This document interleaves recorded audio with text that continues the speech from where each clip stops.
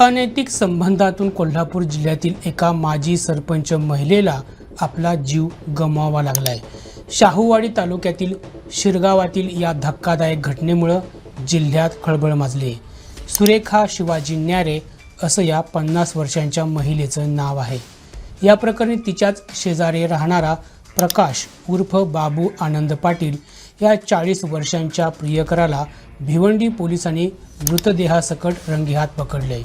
याच हत्या प्रकरणाचा हा विशेष रिपोर्ट। सुरेखा या शिरगावच्या 2.5 वर्ष सरपंच पदावर राहिल्या आहेत।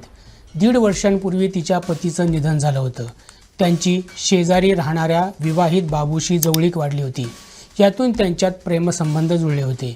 बाबू हा त्यांना शेती आणि इतर कामात मदत करायचा, पण सुरेखानं त्यांच्याकडे लग्न करण्याचा हट्ट धरला होता।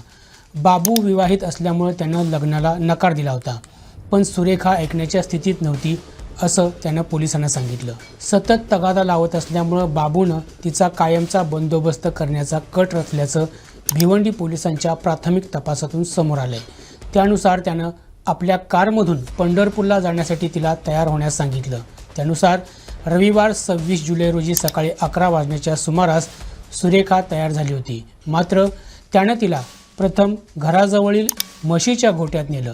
तिथं तिचा गळा दाबला आणि तिला ठार केलं। नंतर मृतदेह कारच्या डिक्कीत ठेवून तो भिवंडीच्या दिशेने निघाला।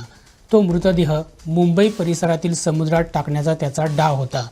भिवंडी तालुक्यातील केळशी इथं पोहोचल्यावर त्यानं आपला भाचा संदेश याला फोन करून पुढील योजना सांगितली। मात्र संदेशनं दाखवलेल्या सतर्कतेमुळे हा कट उधळला गेला।